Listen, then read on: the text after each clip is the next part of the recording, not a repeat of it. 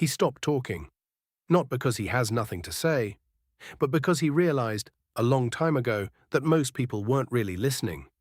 If you know a man like this, or if you are a man like this, what you're about to hear will make more sense than anything you've read about loneliness, aging, or men's mental health. Because the silence isn't the problem. It never was. Gen X men didn't choose silence. They were trained into it. They came home to empty houses, made their own food, solved their own problems, cried alone, not because no one cared, but because no one was home. By the time they were 10, they had already learned the first rule: you handle it yourself. By 30, that rule was invisible, built into the bones. Psychologist Donald Winnicott described something called the capacity to be alone, the ability to sit with yourself without falling apart. Most children develop it slowly, with support. Gen X men developed it out of necessity.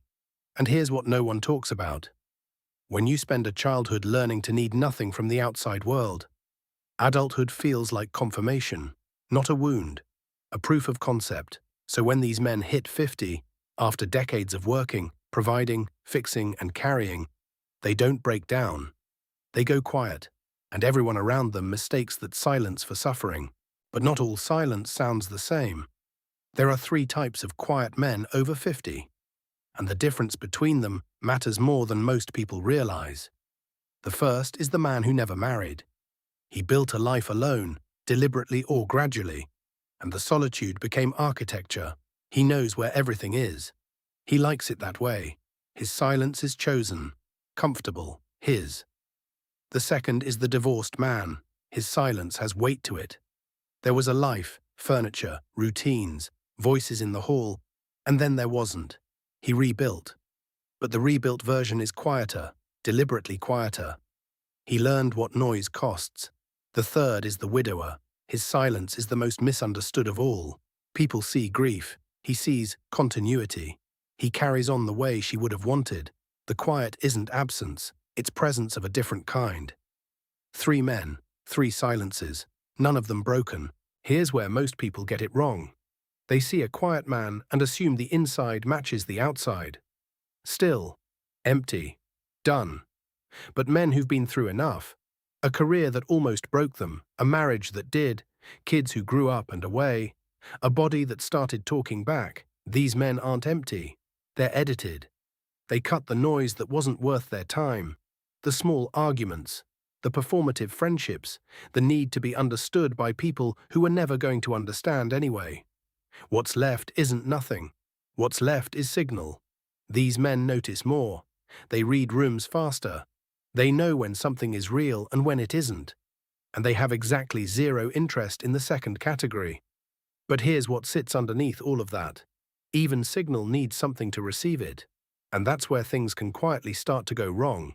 The researchers studying Gen X male loneliness keep expecting to find obvious suffering: depression, isolation, despair. What they find instead is harder to name. They call it drift. Not loneliness. That implies wanting connection and not having it. Drift is different. It's when a man stops wanting new things, stops being curious, stops wondering what's around the next corner, not from sadness, but from a kind of settled indifference.